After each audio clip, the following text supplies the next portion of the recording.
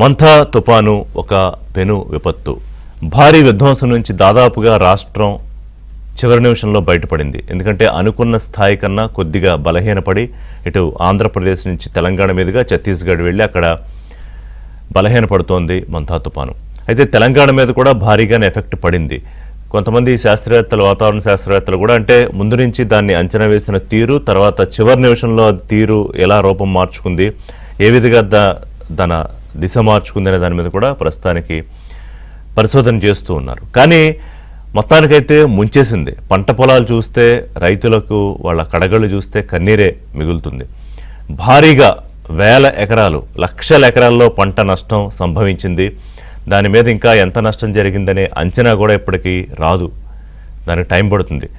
ముఖ్యమంత్రి నిన్న aerial survey చేశారు.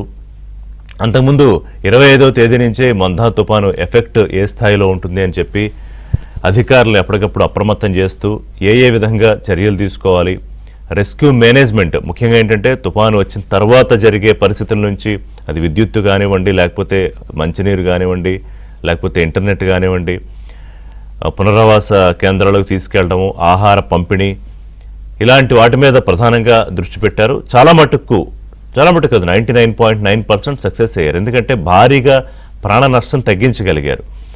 నేను నిన్నే చెప్పినట్టుగా పంట నష్టాన్ని తగ్గించడం సాధ్యం కాదు. ఎందుకంటే మనుషుల్ని ఆ ప్రభావిత ప్రాంతాలను తీసుకెళ్లి పునరావాస కేంద్రాల్లో పెట్టి రక్షించుకోవచ్చు. మత్స్యకారులను ఎప్పటికప్పుడు కొంత బతిమాలో బుజ్జగించి అక్కడిని తీసుకెళ్లి పెట్టి మళ్ళీ 2 రోజులకి తీసుకురావచ్చు. కానీ పంటని ఎలాగా నివారిస్తారు పంట నష్టాన్ని? సో మనం చూస్తుంటే దాదాపుగా లక్షల ఎకరాల్లో వరి కానివ్వండి, అరటి కానివ్వండి, మిగతా పంటలు కూడా భారీగానే నష్టపోయాయి. దానికి సంబంధించి రైతుల్ని ఎలా ఆదుకుంటారు ఏంటనేది ప్రభుత్వం ఆలోచన చేస్తోంది. అయితే ఇదంతా ఒక ఎత్తు అయితే, ప్రతి దాంట్లోనూ రాజకీయం వెతుక్కుంటూ ప్రతి దాంట్లోనూ ఏదో ఒక బురద జల్లాలి అనే ఒక ప్యాచ్ చోటు ఉంటుంది. అది వాళ్ళకి కష్టమైనా, కడగళ్ళైనా, విపత్తులైనా, విధ్వంసాలైనా, మంచైనా, చెడైనా ఏమీ సంబంధం ఉండదు. అలా ఉన్న బ్యాచ్ ఏంటంటే దురదృష్టవశాత్తు ఆంధ్రప్రదేశ్లో వైఎస్ఆర్సీపీ. అంటే మీరు ఆ ట్వీట్లు చూస్తే కనుక అసలు ఏం చేశారు? ఏసీ రూముల్లో కూర్చున్నారు, ఆర్టీజీఎస్ అంటూ ఖరీదైన వాటర్ బాటిల్ తాగుతూ ఏసీ రూముల్లో కూర్చుని సమీక్షలు చేస్తారా? ఇది అంటే ఇంత పనికిమాలిన రాజకీయం, ఇంత దిగజారుడు మనస్తత్వం ఉన్న మెదళ్ళు చూస్తేనే అసహ్యం కలుగుతుంది. అంటే ఒకవైపు నుంచి అబుదాబి, దుబాయ్ టూర్కి వెళ్లే ముందే ముఖ్యమంత్రి ఇదిగో మంథా తుఫాన్ ఎఫెక్ట్ ఉంటుందంటున్నారు, రాష్ట్రానికి ఇక్కడ ఈ ప్రాంతాల్లో ఉంటుంది, ఇక్కడ తీరం దాటొచ్చనే అవకాశం ఉంది, ఐఎండీలా హెచ్చరిస్తోంది, కాబట్టి ఈ జాగ్రత్తలు తీసుకోండి, వచ్చిన తర్వాత రివ్యూ చేద్దాం అని చెప్పేసి వెళ్ళారు. 19 మంది సీనియర్ ఐఏఎస్ అధికారులని జిల్లాలకు ఇన్ఛార్జీలుగా పెట్టి ఆ జిల్లా బాధ్యత వాళ్ళకి అప్పచెప్పి పూర్తిగా అక్కడ ఒక్క ప్రాణానికి నష్టం జరగకుండా మ్యాక్సిమం ఎటువంటి విపత్తుకి సంబంధించిన భారీ నష్టాలు జరగకుండా చూసుకోవాల్సిన బాధ్యత అప్పచెప్పి వెళ్ళారు. సో వచ్చిన తర్వాత ఆ రోజు రాత్రి మంగళవారం 12 గంటల దాకా అక్కడే ఉన్నారు సెంటర్లోనే, అందరినీ అప్రమత్తం చేస్తూ. ఆ తర్వాత మంత్రి లోకేష్, హోంమంత్రి అనిత, ఇంకా నారాయణ, మిగతా అధికారులందరూ కూడా, నారాయణ గారు మారలేదు, నేను చూడలేదు కానీ ఎక్కడో చదివినట్టు గుర్తు, లోకేష్ గారును అలాగే మంత్రి అనిత ఇద్దరు ఉన్నారు. ఉదయం వరకు కూడా దాన్ని రివ్యూ చేస్తూనే ఉన్నారు. అంటే ఎప్పటికప్పుడు ఇక్కడ ఇంత జరిగితే వెంటనే రెస్క్యూ టీమ్స్ ఎక్కడ డిప్లాయ్ చేయాలి, అంటే వాళ్ళ స్థాయిలో చెయ్యాలంటే ఐఏఎస్లు ఉన్నారు, కానీ రియల్ టైం మానిటరింగ్ చేసి వెంటనే అక్కడి నుంచి సమాచారం అందించి ఇమీడియట్గా దానికి రెస్క్యూ ఆపరేషన్స్, భారీ స్థాయిలో అక్కడ ప్రొక్లైనర్స్ పెట్టారు, ఈ చెట్లకు సంబంధించి కట్టర్లు పెట్టారు, ఇవన్నీ కూడా ఏర్పాటు చేసుకున్నారు. ఎందుకంటే అయిపోయిన తర్వాత చాలా ఆలస్యం జరిగి వచ్చేలోపు ఈలోపు నష్టం జరిగిపోతుందేమో. అలాగే కరెంటు స్తంభాలని ఎప్పటికప్పుడు వాటిని నిలబెట్టే ప్రయత్నం, విద్యుత్ వాటిని తిరిగి ఇది చేయాలంటే కొంత సమయం పడుతుంది. ఇదంతా తెలియని విషయమా? జగన్మోహన్ రెడ్డి గారికి మాజీ ముఖ్యమంత్రిగా పనిచేశారు ఆయన, అలాగే వారి పార్టీ నాయకులు మంత్రులుగా పనిచేశారు, ఎమ్మెల్యేగా పనిచేశారు. ఇవన్నీ తెలియని విషయాలు ఏం కాదు. కానీ ఏదో రూపంలో బురద జల్లి ఎంతో కొంత ఫేక్ ప్రాపగండా చేస్తే కనుక ప్రజల్లో ఓహో నిజంగానే ఏం చేయలేదేమో. కానీ చూడలేదా ప్రజలు? ఇప్పుడు 2014 హుద్హుద్ వచ్చినప్పుడు కానీ, 2018 తిత్లీ తుపాను ఇదే అక్టోబర్ నెలల్లో వచ్చినప్పుడు కానీ, మళ్ళీ ఇప్పుడు మంథా తుపాను వచ్చినప్పుడు కానీ, చంద్రబాబు నాయుడే ముఖ్యమంత్రిగా ఉన్నప్పుడు ఎంత ముందు జాగ్రత్త చర్యలతో ఏం చేస్తున్నారు అనేది ప్రజలకు తెలుసు. కానీ ఎక్కడో కొన్ని పాకెట్స్ ఉంటాయి, వాళ్ళని ఇన్ఫ్లుయెన్స్ చేయడం ద్వారా ఏంటంటే ఏం జరగలేదు, ఏం చేయలేదు అని. అంటే వాళ్ళ పోస్టులు కూడా ఎలా ఉంటాయంటే, తుఫాను సమయంలో సహాయ కార్యక్రమాలని జగన్ చేతల్లో చేసి చూపిస్తే ఇప్పుడు మాటలతో సరిపెడుతోన్న బాబు పవన్, అనుభవం లేదు, అట్ల కడలేదు, అంతా పబ్లిసిటీ స్టంటే. ఇది ట్వీట్. ఎవడైనా బుద్ధున్నవాడు ఈ విపత్తు సమయంలో పక్కన ఇంత కార్యాచరణ జరుగుతూ ఈ నష్టం నుంచి ఎలా బయటపడేయాలని ఆలోచించేటప్పుడు ఇలాంటి ఎక్స్లో ఇలాంటి పోస్టులు చేస్తారా? దీన్ని అందుకుని ఒక్కొక్క పోస్టులు, అమెరికాలో కూర్చున్నాడు ఒక పోస్టు, లండన్లో కూర్చున్నాడు ఒక పోస్టు, ఇదిగో చంద్రబాబు ఈ బాటిల్ నీళ్ళు తాగాడు, దీని ఖరీదు ఎంత, మామూలు వాళ్ళు తాగుతారా అని బుర్ర బుద్ధి ఉందా అసలు? అసలు మీరు బయటకు వచ్చి ఏం సహాయం చేశారు, ఏమన్నా సహకరించగలిగారా, ఏమన్నా కొంతమందిన? ఇంకోటి ఏంటంటే, కాకినాడలో మొన్న ఒక రోజు కాస్త మార్నింగ్ కొంచెం ఎండొచ్చింది అంతే, పునరావాస కేంద్రాలకు ఎవరు వెళ్ళక్కర్లేదు, ఊరికే ఇది ప్రభుత్వం అధికారులు హడావుడే అని ఆ పునరావాస కేంద్రాలకు వెళ్లకుండా ఆపే ప్రయత్నం, కుట్రలు చేశారు. ఎవరి బాధ్యత? ఆ ఉన్న ఇళ్ళు కూలిపోయి ఇది చేస్తే, ప్రాణాలు పోతే మీరు సమాధానం చెప్తారా? మళ్ళీ ప్రభుత్వం మీద పడేడుస్తారు కదా తీసుకెళ్ళలేదు అని చెప్పి. అంటే రాజకీయం చేయడానికైనా ఒక సమయం, సందర్భం ఇవన్నీ ఉంటాయి కదా. మామూలు మనుషులు కూడా, అసలు ఏ సంబంధం లేని వాళ్ళు కూడా ఎంతో కొంత సహాయం చేయొచ్చు అని ఫుడ్ ఇవ్వడమా, వాటర్ ఇవ్వడమో, లేకపోతే షెల్టర్ ఇవ్వడమా, లేకపోతే కొన్ని బట్టలు ఇవ్వడమా, ఇవన్నీ చేస్తారు. ఇవన్నీ చేసిన వాళ్ళమే మనం. కానీ ప్రతిదాన్ని ఎలా రాజకీయం చేయొచ్చు అనే ఆలోచన వీళ్ళకి తప్ప ఎవరికి ఉండదు. సార్ లోకేష్ కూడా ట్వీట్ చేశారు, విపత్తుల సమయంలో మానవత్వం ఉన్న ఎవరైనా ప్రజలకు చేతనైన సాయం చేస్తారు, కానీ జగన్ మాత్రం ఫేక్ న్యూస్ వ్యాప్తి చేస్తూ విష రాజకీయం చేస్తున్నారు అని వీడియోలతో సహా, అంటే వాళ్ళు ఏమేమి ఫేక్ చేశారు అనే దాన్ని వీడియోలతో సహా పెట్టారు. నిన్న కాక మొన్న ఒక 4 రోజుల క్రితం ఈ బాలికల సంక్షేమ పాఠశాలల్లో సౌకర్యాలు సరిగా లేవని ఎప్పటిదో 2022లో పాత వర్షాలు వచ్చినప్పుడు వాటర్ వచ్చేసిన వీడియో పెడితే దానికి కూడా లోకేష్ ఎప్పటికప్పుడు ఒరిజినల్ వీడియో పెట్టి దాన్ని నిజం చెప్పే ప్రయత్నం చేశారు. ఎందుకు చెయ్యాలి అంటే, నిజం అనుకునే అవకాశం ఉంటుంది కొంతమంది, కాకపోతే కొంతమంది అయినా మ్యాక్సిమం అబ్జర్వ్ చేస్తూ ఎప్పటికప్పుడు టీవీలు చూస్తూ వీళ్ళు ఏం చేస్తున్నారు, సోషల్ మీడియాలో రియల్గా ఏం జరుగుతుందో ఫాలో అయ్యే వాళ్ళకి పర్వాలేదు. కానీ ఈ ఫేక్ బ్యాచ్ ఒకటి ఉంటుంది, వాళ్ళ పనే అది. ఉదయం లేచి బ్రష్ చేసినప్పటి నుంచి రాత్రి వరకు ఇదే ప్రోపగండా, ఫేక్ ప్రోపగండా చేస్తూనే ఉంటారు.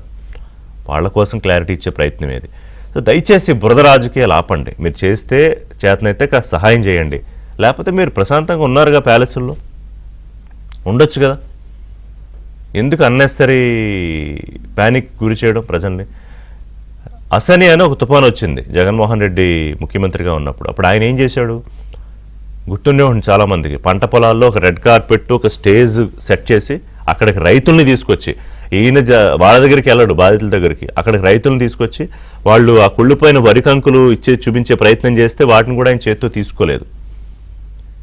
ఈయన మాట్లాడతారు, అసలు పోలికుందా? రోజులుగా కంటి మీద కొనుక్కు లేకుండా చేసిన తుఫాను అందరినీ కంగారు పెట్టి, టెన్షన్ పెట్టి, మొత్తానికి నరసాపురం దగ్గర తీరం దాటిన తర్వాత వెళుతూ అన్నదాతలకు కంటి మీద కొనుక్కు లేకుండా చేసింది. అసలు ఆ నష్టం ఎంత, ఆ విపత్తు నుంచి ఎప్పుడు కోలుకుంటారు? ఎటు చూసినా పంట పొలాలు అసలు ఎక్కడ కనిపించట్లా, మొత్తం నీరు సముద్రంలాగే ఉందంతా. నిన్న ముఖ్యమంత్రి ఏరియల్ రివ్యూ చేసినప్పుడు కూడా చూసాం. సో వాళ్ళ కష్టాలు కడగళ్ళు తీర్చాలంటే ప్రభుత్వం దాని మీద ప్రత్యేకంగా వర్క్ చేయాల్సిందే. సో ఇది ఎలా ఉంటే, ఏదో సహాయం మాటతోనో చేతలతోనో చేయడం పోయి ప్రభుత్వం మీద నిందలేయడం, బురద చల్లడం, అధికారుల మీద బురద చల్లడం ఎవరైనా చేస్తారా అసలు? మనతో పాటు డివి శ్రీనివాస్ గారు జాయిన్ అవుతున్నారు, రాజకీయ విశ్లేషకులు. శ్రీనివాస్ గారు నమస్కారం అండి. రజనీ గారు జనసేన పార్టీ అధికార ప్రతినిధి, న్యాయవాది. నమస్కారం రజనీ గారు. రజనీ గారు మీతో మాట్లాడతా. శ్రీనివాస్ గారు, నేను చెప్పినట్టుగా ఇప్పుడు తుఫాన్ అనేది ఒక అంచనా మనం ఎంతవరకు వేయగలుగుతామంటే కొంతవరకు అంచనా వేయగలుగుతాం, ఎందుకు ఇంత నష్టం ఉంటుంది, అంత నష్ట నివారణ చేయగలమని. బియాండ్ దట్ ఎవరైనా ఏం చేసేది లేదు, ఎంత టెక్నాలజీ ఉపయోగించినా. పైగా ఇప్పుడు ఐఎండీ కూడా ఆలోచిస్తుంది ఏంటంటే, అసలు మనం అనుకున్నది ఇలాగా, కానీ అది మొత్తం కొంతమేర ప్రభావం తెలంగాణ మీద బాగానే చూపించింది, అటు కేరళ, కర్ణాటక, వెస్ట్ బెంగాల్, మళ్ళీ ఛత్తీస్గఢ్లో ఇదవుతోంది. ఏంటి ఈ పరిస్థితుల్లో చేస్తే సహాయం చేయాలి, లేదా కామ్గా ఉండాలి? ఇప్పుడు కూడా రాజకీయం చేస్తారా శ్రీనివాస్ గారు? కృషి గారు, ముందుగా మీకు, ఏబిఎన్ వీక్షకులకు, ప్యానల్ మిత్రులకు అందరికీ గుడ్ మార్నింగ్. నమస్కారం. ప్రకృతి విపత్తును ఎవరు తప్పించలేరు. కాకపోతే విపత్తు ముందస్తు చర్యలు చేపట్టడం, సహాయ పునరావాస చర్యలు వేగవంతం చేయడం, ఇది ముఖ్యమైనటువంటి అంశం. ఇప్పుడు మీరు అన్నారు ఏది బురద రాజకీయం అని. ఇప్పుడు ఒకటి, బురద పార్టీ బురద రాజకీయం చేయక ఇంకేం చేస్తుందండి? ఇప్పుడు మనం తీసుకున్నట్లయితే జగన్మోహన్ రెడ్డి కూడా ప్రజలు అవకాశం ఇచ్చారు. 5 ఏళ్లు సీఎం గా అతనికి అవకాశం ఇస్తే ఆయన ఏం చేశాడండి? మొదటి సంవత్సరమే కృష్ణా వరదలు విపరీతంగా బీభత్సం అండి. లంక గ్రామాలు నీట మునిగిపోతే ఇతను ఎక్కడున్నాడండి? అమెరికా వెళ్ళాడు. ఆ తర్వాత గోదావరి వరద బీభత్సం. గోదావరి వరదల్లో ఎక్కడున్నాడండి ఇతను? సీఎం గా నువ్వు అక్కడ చర్యలు చేపట్టాలి, జెరూసలం వెళ్ళాడు. అంటే ఇప్పుడు అసలు ఏదో ఫోనీ తుఫాన్ అనేది ఒకటి వచ్చిందండి. ఫోనీ తుఫాన్ వస్తే జగన్మోహన్ రెడ్డి హైదరాబాద్ లో ఏఎంబి మాల్ లో థియేటర్ లో సినిమా చూస్తున్నాడు. అదేదో సినిమా అవెంజర్స్ సినిమాలో ఉన్నాడు. అంటే ఇతను వినోదాలు, విహారాలు, విదేశీ పర్యటనలో విపత్తుల్లోనా? విపత్తులు ఇప్పుడు చంద్రబాబు ఆయన ఒక రోల్ మోడల్. ఏది విపత్తులలో సహాయక చర్యల్లో గాని, ముందస్తు చర్యల్లో గాని, దేశంలో ఇతర సీఎంలకు గాని, ఈ రాష్ట్రంలో కాదండి, ఒడిశా వరదల్లో కూడా ఆంధ్రప్రదేశ్ పోలీసులు అక్కడ ఆదుకుంది అప్పట్లో. మీకు తెలుసు ఋషి. ఏది 1999 కోనసీమ తుఫాన్ వణికిచ్చేసిందండి. అలాంటి పరిస్థితుల్లో మొత్తం సెక్రటేరియట్ ఉమ్మడి రాష్ట్ర సీఎం గా రాజమండ్రిలో మకాం వేయించి అక్కడ నుంచి మీరు ఇప్పుడు ఏది బుడమేరు, నిన్న బెజవాడ వరదల్లో మనం చూసాం. అసలు ఎవరన్నా ప్రతి విపత్తులో కూడా హుద్హుద్లో గాని, తిత్లీలో గాని అసలు పండగ లేదు, పబ్బం లేదు, కుటుంబం లేదు, బాధితులతో మమేకం కావడం, వాళ్ళకేంటి నేనున్నానని భరోసా ఇవ్వడం. మొన్న బుడమేరు వరదల్లో బెజవాడ వాసులు వాళ్ళు మాట్లాడే మాటలు వింటే మీకే జనానికి అర్థమైందండి. ఏది విపత్తు రావడం మా దురదృష్టం, కానీ చంద్రబాబు ఈ సమయంలో సీఎం గా ఉండటం మా అదృష్టం అన్న. అవును. హుద్హుద్ తుఫాన్ అప్పుడంటే ప్రధాని మోడీ, చంద్రబాబు సీఎం మొత్తం స్టాండింగ్ ఓవేషన్ ఇచ్చారండి. అసలు ఊహించగలమా? డ్రోన్లతో మందుల సరఫరా, పాల సరఫరా, డ్రోన్లతో బ్లీచింగ్ స్ప్రే చేయటం, లేకపోతే ఫైర్ ఇంజన్లతో వీధుల్లో బురద కొట్టించడం కాదండి, అసలు ఇళ్లలో బురదని క్లీన్ చేయాలి. అవును. ఏది మొన్న చూసాం, జస్ట్ లాస్ట్ ఇయర్ ఆయన ఏది ప్రొక్లైన్ తో వెళ్ళడం ఏంటంటే, సీఎం గా ఉన్న వ్యక్తి ప్రొక్లైన్ ఎక్కి వెళ్తాడు? అరే బోటుల్లో వెళ్తాడా? అంటే తన ప్రాణాలకు తెగించి కూడా బాధితులు కాపాడటంలో చంద్రబాబు 16 ఏళ్లు సీఎం గా ఆయన ఒక డజన్ పైగా విపత్తులు ఎదుర్కొన్నాడండి. ఎన్ని విపత్తులైనా ఆయన ఎదుర్కోగలిగాడు. కానీ ఈ జగన్ అనే విపత్తు నుంచి ఈ రాష్ట్రాన్ని మరి ఏ విధంగా ఒడ్డున పడేయగలడు అనేదే ఇప్పుడు అదే పెద్ద విపత్తు అయిపోయిందంటారు రాష్ట్రానికి. అంతే కదా. ఇవాళ తిత్లీని జయించవచ్చు అండి, హుద్హుద్ని జయించవచ్చు, ఇదంతా ఈ మెంత దీన్ని జయించవచ్చు. కానీ జగనే ఒక విపత్తుగా మారిన పరిస్థితుల్లో, అరే ఇప్పుడు ఒకటి నీకు అవకాశం ఇచ్చారు ప్రజలు, కానీ నువ్వు దుర్వినియోగం చేయడం కాదు. అసలు ఎవరికి భరోసా ఇచ్చాడండి? అప్పుడేదో మీరే చెప్పారు ఏంటిది తుఫాన్ అది వస్తే అతను ఏంటి కార్పెట్ పరుచుకున్నాడు. అంటే ఇప్పుడు ఇవాళ సాక్షి చూసేప్పుడే మీరు డిబేట్ ముందు చంద్రబాబు కంటే ప్రచార విపత్తు అంట, పబ్లిసిటీ స్టంట్ అంట, వాళ్ళు రాసింది చూస్తుంటే నాకు ఇంతగా ఏది ప్రచార విపత్తు? రెడ్ కార్పెట్ పరుచుకుని వెళ్ళటం ముందు చూసారా బాధితుల దగ్గరికి, అది కదా ప్రచార విపత్తు. తుఫాన్ వస్తే సినిమా హాల్లో ఉండటం ప్రచార విపత్తు. ఏది ప్రచార విపత్తు? అరే నువ్వు విఎఫ్ఎక్స్ గ్రాఫిక్స్ లో చూపించుకుంటావా? నెల్లూరు వెళ్ళి బంగారుపాలెం మార్కెట్ యార్డు విజువల్స్ వేసుకోవటం, అది ప్రచార విపత్తు అంటే? అవును.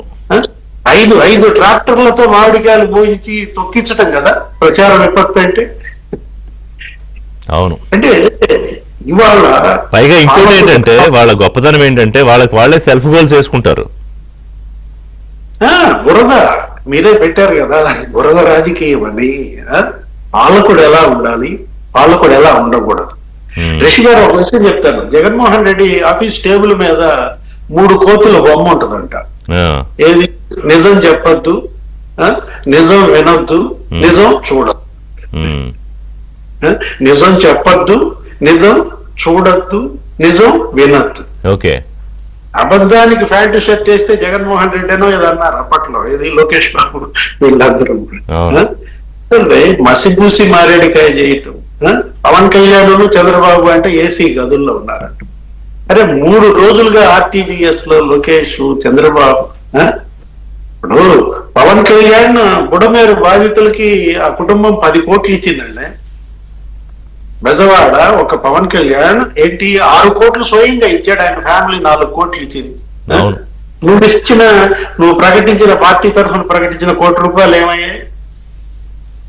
ఆయన అంతా పవన్ కళ్యాణ్ అంతా సొంత డబ్బులే, ఆయన అసలు లక్షలు కోట్లు సొంత డబ్బులు ఇస్తూనే ఉంటాడు ఆయన. అంటే ఇప్పుడు ఒకటి ఇక్కడ మనం నువ్వు చేసింది ఏంటి, నీకు ప్రజలు అవకాశం ఇవ్వకపోతే చెప్పనుకోవచ్చు. ఈ రోజు ప్రజలకు దూరం అయ్యాడండి, పార్టీని మట్టిలో కప్పెట్టాడు. ఇక మీడియా, సొంత మీడియా, సోషల్ మీడియా మీదే బతికేస్తున్నాడు. దాన్ని అడ్డం పెట్టుకుని చిలవల పొలవలుగా చిత్రించాలని చూస్తున్నాడు. ఏదో ఉప్పాడ బాధితుల దీన స్థితి అని అంటాడు, ఒకడు పోస్ట్ పెడతాడు. ఆ ఉప్పాడ మూలపేట అక్కడ పునరావాస భవనాలు కట్టారండి చంద్రబాబు 7 కోట్లతో. 2014-19 మధ్య 7 కోట్లతో భవనాలు కడితే ఆ పునరావాస భవనాలని అరవింద వాళ్ళకి ఇచ్చాడు. ఓకే. ఇతను ఇవాళ మొసలు కన్నీరు గారిస్తే రజనీ గారు ఇప్పుడు పవన్ కళ్యాణ్ గారు ఆయన ఈ పని మీద ఉన్నారు. ఏది రహదారుల పునరుద్ధరణ, విద్యుత్ పునరుద్ధరణ, తర్వాత ఈ పునరావాస కేంద్రాల్లో ఆయన ఇంకా అలర్ట్ చేస్తున్నారు. కాస్త తగ్గిపోయింది కదా అని మీరు కంగారు పడకండి, మేము చెప్తాము, మీరు ఇంటికి వెళ్తారు కానీ అప్పటిదాకా అన్ని మేము జాగ్రత్తగా చూసుకుంటాము అని చెప్పి. ఇప్పుడే కాదు, గతంలో ఆయన ఆదివాసీల విషయంలో కానీ ఇవన్నీ ఆయన చేస్తున్నారు. వీళ్ళకి తెలుసు పవన్ కళ్యాణ్ ఏం చేస్తున్నారు, చంద్రబాబు ఏం చేస్తున్నారు, లోకేష్ ఏం చేస్తున్నారు. కానీ అందులోంచి వచ్చిన భయమా, లేకపోతే మనం ఏం చేయలేమని ప్రజలు చేయనుకుంటారనా, కంపారిజన్ చేస్తారనా, నిజాలు కళ్ళ ముందు కనిపిస్తున్నా? ఇందాక శ్రీనివాస్ గారు చెప్పినట్టు నేను కూడా ఉదయం చూసా ఆ పత్రికలు హెడ్లైన్స్, వాళ్ళ వెబ్సైట్లు, వాళ్ళ రాతలు, వాళ్ళ వార్తలు. అంటే నిజాలని ఇంత నిస్సిగ్గుగా అబద్ధాలుగా చిత్రీకరించే ప్రయత్నం చేస్తుంటే వాళ్ళకైనా కొంచెం ఎక్కడో ఒకటి ఉంటుంది కదా లోపల, చిన్న కాన్షియస్ క్వశ్చన్ చేయదా? సార్ ఇక్కడ ముఖ్యంగా మనం ప్రభుత్వంలో ఉన్నామా ప్రతిపక్షంలో ఉన్నామా అనే కాదండి. రాష్ట్రానికి విపత్తు వచ్చినప్పుడు అన్ని పార్టీలు ఒక తాటి మీదకి వచ్చి ప్రజల్ని ప్రాణాలుగా కాపాడాలి కానీ ఒక ఓటర్లుగా ట్రీట్ చేయకూడదండి. అసలు ఉదు తుఫాను, తిత్లీ తుఫాను అవన్నీ చేసినారు, అది వాళ్ళ డ్యూటీ బాగా చేసినారు చంద్రబాబు గారు. కానీ మీరు గమనిస్తే 2013 అండి, శ్రీనివాస్ గారికి బాగా గుర్తుండి ఉండాలి, ఉత్తరాఖండ్ వరదలు వచ్చినప్పుడు ఆయన ప్రతిపక్షంలో ఉన్నారు, రాజశేఖర రెడ్డి గారు ముఖ్యమంత్రిగా ఉన్నారు, బొత్స గారు ఒక రవాణా శాఖ మంత్రిగాను ఉన్నారు, ఆయన ఒక ట్రాన్స్పోర్ట్ మినిస్టర్. ఆ టైంలో ఆయన అమెరికాలో ఉంటూ ఉత్తరాఖండ్ లో వరదలు వచ్చినాయని తెల్లవారుజామున సో అక్కడ 4ంటికి ఫ్లైట్ దిగి 7ంటికి మన అంటే అక్కడ హైదరాబాద్ లో టీడీపీ పార్టీ కార్యాలయంలో కూర్చొని 10 వరకు చూస్తాను ప్రభుత్వం కోసం, వారికి ఏది సహాయ చర్యలు అందిస్తారు, 10 తర్వాత నేనేం చేయాలో చేస్తాను అన్నారు. 10 దాటింది, బొత్స గారు అన్నారు మీరు రాజకీయాలు చేయకండి, దీంట్లో మేమేం చేయాలో మాకు తెలుసు అని. సో అప్పుడే లింగంనేని రమేష్ గారికి సంబంధించి ఏదో ఫ్లైట్, చార్టెడ్ ఫ్లైట్ మరి ఏదో పెద్ద ఫ్లైట్ పెట్టినారట. ఆ ఫ్లైట్ టీడీపీ వాళ్ళ ఖర్చులతో పెట్టుకొని ఉత్తరాఖండ్ స్వయంగా ఆయనే వెళ్లి అక్కడుండే తెలుగువారు, అసలు తెలుగుదేశం పార్టీ అంటే వాళ్ళకి అసలు ఏంటో నాకు తెలియదు కానీ తెలుగువారు అంటారండి. తెలుగువారు పరదేశాల్లో ఉన్న, పరరాష్ట్రాల్లో ఉన్న తెలుగువారు. సో అక్కడికి వెళ్ళిన వాళ్ళ ఓటర్లు వాళ్ళు ఎన్ని కాదండి, మన తెలుగు వాళ్ళు, మన ఆంధ్ర వాళ్ళు అట్లా ఆయనే స్వయంగా వెళ్ళాడు. ఆ వరదల్లో ఆయనకి వెళ్ళకపోతే ఏమవుతుంది, ఇక్కడి నుంచి ఫ్లైట్ పంపించవచ్చు కదా, కానీ ఆయనే స్వయంగా వెళ్ళి చివరి తెలుగువాడు, ఆంధ్రవాడు కూడా కాదండి, వాళ్ళ భాష వేరు, చివరి తెలుగువాడు వచ్చే వరకు ఆయన ఫ్లైట్ లో ఎక్కించి తీసుకొచ్చినారు. అప్పుడు బొత్స గారు అన్నారు మీరు రాజకీయం చేస్తున్నారు, ఏమయ్యా మీకు చేయమని చెప్పినావు, మీరు చేయలేదు, మీరు ఫ్లైట్ ఖర్చులు కూడా పెట్టుకునేలా లేరు, నేనే ఫ్లైట్ వేసుకుని తీసుకుని వచ్చిన వాళ్ళు నా ఓటర్లు కాదు, నీకే ఓటర్లు వేస్తారేమో పో, తెలుగువాడు ఎక్కడా బాధపడకూడదు, తెలుగువాడు ఎక్కడ ప్రాణం కోల్పోకూడదు అన్న పరిస్థితి అండి. అంటే ప్రతిపక్షంలో ఉన్నప్పటికీ తన సొంత ఖర్చులతో కేంద్ర కార్యాలయం నుంచి పర్యవేక్షిస్తూ ఎక్కడ ఉన్న వాళ్ళు వచ్చి ఇక్కడ పనిచేసినారండి. సో ఇటువంటి పరిస్థితుల్లో ఉద్దాన కిడ్నీ బాధితులకి అయ్యా నువ్వు ఎమ్మెల్యేవి కాదు, నువ్వు సినిమాలు చేసుకుని డబ్బులు వస్తే కానీ నీకు బతుకు తెరుగులేదు, ఉద్దానం బాధితుల కోసం నీకు ఎందుకు అయ్యా కంగారంటే కిడ్నీ బాధితులకి అప్పటికప్పుడు పునరావాసాలు కల్పించి వాళ్ళ ట్రీట్మెంట్ కి అసలు ఎందుకు వస్తుంది ఈ వాటర్ లోని టెస్ట్ కి అమెరికా ఆస్ట్రేలియాలో ఉండే వారి అభిమాన డాక్టర్లు ఉన్నారండి, అభిమానులు ఫ్యాన్స్, వాళ్ళందరితో పర్యవేక్షించి అక్కడ సమస్యను కనుగొన్నారు. అదే రకంగా ఇప్పుడు ఆయన చేస్తున్న ప్రతి పని ఏంటంటే ఎలక్షన్ కు ముందు ఇచ్చిన మాట, ప్రతి మాటని కాపాడుకోవాలి. అక్కడ రోడ్లు లేవు, డోల్లో మోసుకొని పోతున్నారు, అక్కడ రోడ్డు వేయించాలి. ఎన్ని కిలోమీటర్ల లెక్క రోడ్లు వేయించినారు, ఎన్ని కిలోమీటర్ల. ఈ రోజు కూడా ఉప్పాడ పరిసర ప్రాంతాల్లో నడుస్తున్నారు చెప్పులు లేకుండానే వేల జతల చెప్పులు కూడా పంపించారు కదా. 100% అండి. అసలు నిజంగా నేను అనుకుంటాను పబ్లిక్ అంటే ఒక స్టంటే అనుకోండి. ఏది మన ఏదైతే భవానీపురం పరిసర ప్రాంతంలో మొన్నటి రోజు విజయవాడలో మునిగిపోయిన పరిస్థితుల్లో నేను అనుకుంటాను, మీకు అభిమానం ఉంటే ఒక బులుగు ఆకుపచ్చ ఉండేటటువంటి పడవల్ని పంపించవచ్చు కదా, అప్పుడు ప్రచారం అవుతుంది కదా.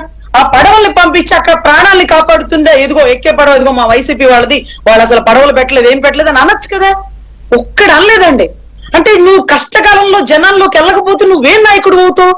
ఇప్పుడు అక్కడ నువ్వా నేనని కాదు, అసలు ఉత్తరాఖండ్ మన ఓటర్ల అంత ఖర్చు అవసరమా? అంటే ఎక్కడ సమస్య వచ్చినా బాబు గారు రియాక్ట్ అవుతారన్న విషయం ఇక్కడ వారికి అర్థమైపోయిందండి. ఆ ఒక్క విషయాన్ని కూడా ఆయన గ్రహించలేదు. కనీసం నేను అనుకున్నాను 1 కోటి రూపాయలు విరాళం ఇస్తానన్నాడు కదా, 5 కోట్లు మా నాయకుడు ఎలా ఇస్తాడో తెలుసా అండి? అకౌంట్ లోనో క్రెడిట్ కార్డు డ్రా చేయి, సినిమాలో వాళ్ళకి ఫోన్లు చేసి అయ్యా నేను మీ సినిమా ఒప్పుకున్నాను కదా, కొంచెం అడ్వాన్స్ ఇస్తే నేను అక్కడ కట్టుకోవాలి అన్నటువంటి పరిస్థితుల్లో హరిహర వీరమల్లకు సంబంధించిన ప్రొడ్యూసర్లకి ఫోన్లు చేసి డబ్బులు తెప్పించి పంచిపెట్టినాడండి.